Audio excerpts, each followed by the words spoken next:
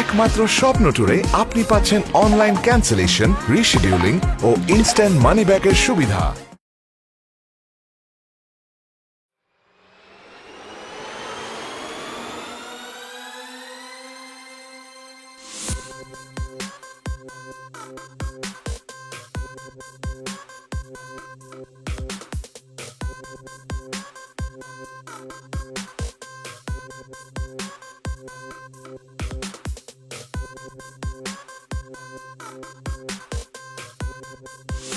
বুঝলাম না, আল্লাহ একটা ইম্পর্টেন্ট মানুষ, এটা চ্যাম্পিয়ন লোক আইসি রিসিভ করতে আমি তোমার একটা লোক আহে নাই, মেজাজটা কিরম লাগে।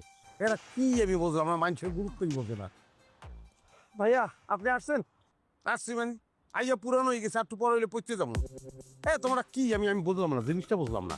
হ্যাঁ, আমি বরিশাল তো এই কানাডা আইয়ে পড়তে পারলাম, আর তোমরা কানাডা থেকে এয়ারপোর্টে আইতে পারলাম না, কি সমস্যা কি তোমাদের? ভাইয়া আমরা আসলে আপনার জন্য ওই পাশের গেটে অপেক্ষা করতেছিলাম, আপনি ভুল করে হাঁটতে হাঁটতে কার পার্কিংয়ে চলে আসছেন। এই ভুল করবো কা? হ্যাঁ, আমি কি ভুল করার মানুষ? আমি যদি ভুল করতাম তাহলে এতগুলো মেডেল আমার দেয়। ভাই আপনি মেডেল পাইছেন কি কারণে? মেডেল পাইছি কে এত অনেক কাহিনী, কে তোমার বলে না, মিতু বলে না, আমি ছোটকালের তো খেলাধুলা করি, ছোটকালের তো মেডেল পাই, ছোটকালের মেডেলগুলো ছোট ছোট লিগে আনি নাই, সব ধরনের খেলাধুলা করি আমি। এখন এগুলো করি তো আপনার মাইয়ে কই মাইয়া মানে বুঝলাম না।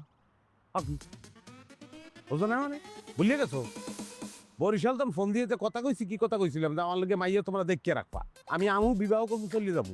তো কই সব ভুলিয়ে গেছো না, কিছুই করো নাই? ও বুঝছি ভাইয়া, এখানে তো আর মেয়ে দেখা যায় না, মেয়ে বাসায় আছে।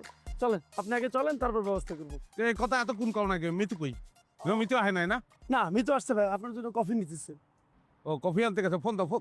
তোরে ফোন দেবা না, আমি যে আসছি এটা তো বলতেই ভাই। ফোন দাও। হ্যাঁ বলো বলো বলো। শোনো এই ভাইয়ার আমি পাইছি, তুমি কই? ওকে ওকে দাঁড়াও ভাই, আসো। ঠিক আছে তুমি ওখানে দাঁড়াও, আমরা আসতেছি, আমি ভাইয়ের পেয়ে গেছি।